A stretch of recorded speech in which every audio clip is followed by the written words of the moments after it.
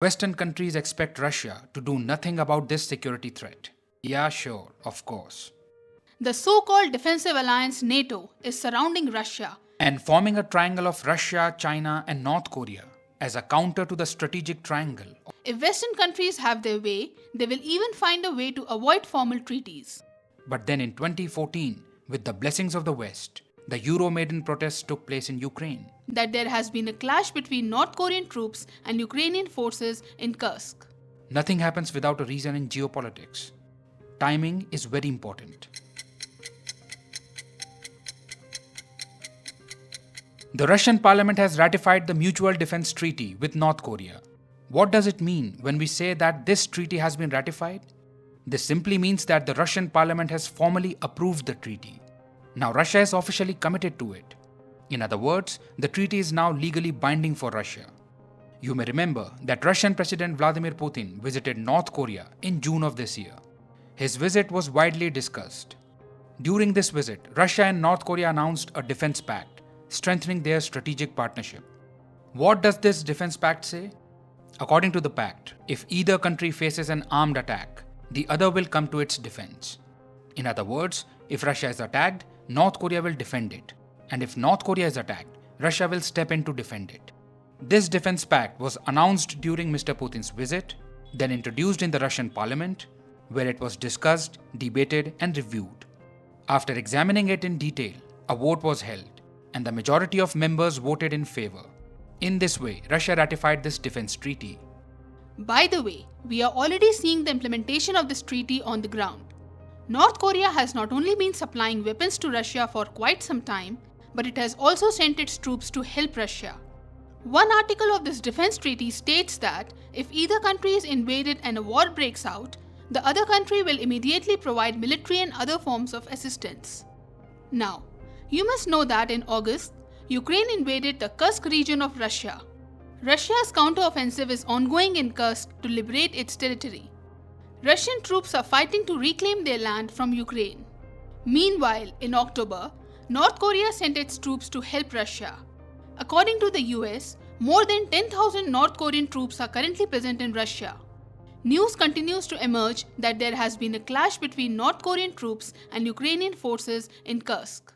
If the reports are to be believed, the North Korean troops are not only helping the Russian forces operate North Korean weapons, but are also fighting Ukrainian troops alongside the Russian forces. Clearly, the ties between North Korea and Russia have become stronger after the visit of the Russian president. In the times to come, we'll see increasing cooperation between the two countries in areas such as economy, security, health, education, connectivity, and science and technology. The interesting thing is that, in the pact signed by the two countries, apart from mutual security guarantees, there is also mention of labor mobility. This formalizes sending troops and labor along with weapons. Russia and North Korea have been denying until now that Russia is taking ammunition from North Korea and that North Korean troops and labor are present in Russia. So if there is nothing like this, then why were these things formalized? Clearly at this time, Russia needs North Korean ammunition, troops and laborers. That is why these things were included in the treaty. Are you getting it? See, this was Russian President Vladimir Putin's first state visit to North Korea in 24 years. There is a reason why Mr. Putin went to North Korea after so many years. Nothing happens without a reason in geopolitics. Timing is very important. Russia's foreign policy is evolving rapidly. Since the start of the Ukraine war, Russia has been trying to adapt to the new conditions. It is working to redefine its global position and alliances. Facing isolation due to Western sanctions, Russia has increased its focus on non-Western countries like China and India. Following the Western boycott, it has also sought to stabilize its energy sector. In addition to its efforts in Asia, Russia is expanding its outreach in Africa and Latin America. It is strengthening economic and defense ties with developing countries. Russia aims to increase its influence in the global south by strengthening BRICS. According to some analysts, all of this is an attempt by Russia to create an anti-Western bloc. And why wouldn't Russia do this? Russia was promised that NATO would not expand eastward. However, this promise was not kept. NATO's expansion did not stop. In the early 1990s, the US promised Soviet leader Mikhail Gorbachev that NATO would not expand even an inch beyond Germany. Now, if Western countries have their way, they will even find a way to avoid formal treaties. The promise not to expand NATO was still a verbal one. So, understandably, NATO did expand and reached Russia's doorstep. The funny thing is that after all this, Western countries expect Russia to do nothing about this security threat, to quietly watch NATO expand.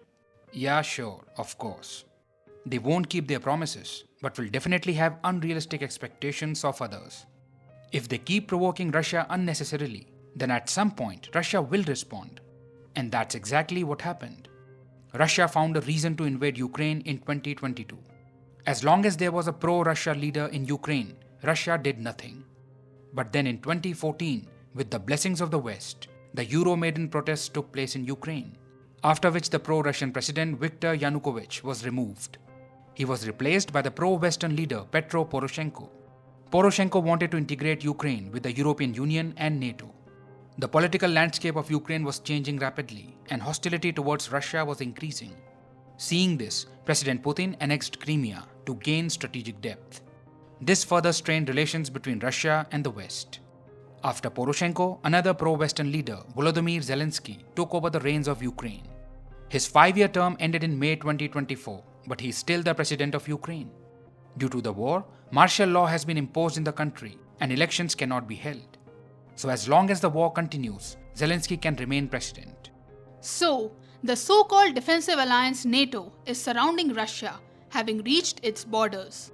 There are pro-Western leaders in Russia's neighborhood. To counter NATO's influence, Russia wants to create buffer zones in eastern Ukraine and Crimea. At the same time, amid the Ukraine war, Russia is strengthening its nuclear deterrence. It is upgrading its nuclear arsenal, conducting nuclear exercises to show its readiness, and threatening to use nuclear weapons. Recently, Russia has revised its nuclear doctrine, making it more aggressive. Additionally, it has ratified a defense treaty with North Korea. The idea behind this is that both nuclear nations will strengthen their defense capabilities to such an extent that they can prevent a war altogether. They aim to create a deterrence so strong that no country would want to fight them. However, if either of the two is attacked, the other will come to their defense. This guarantees mutual security.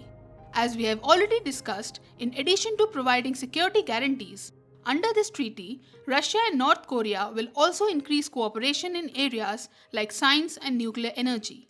So by strengthening its ties with North Korea and China, Russia is sending a strong message to the West.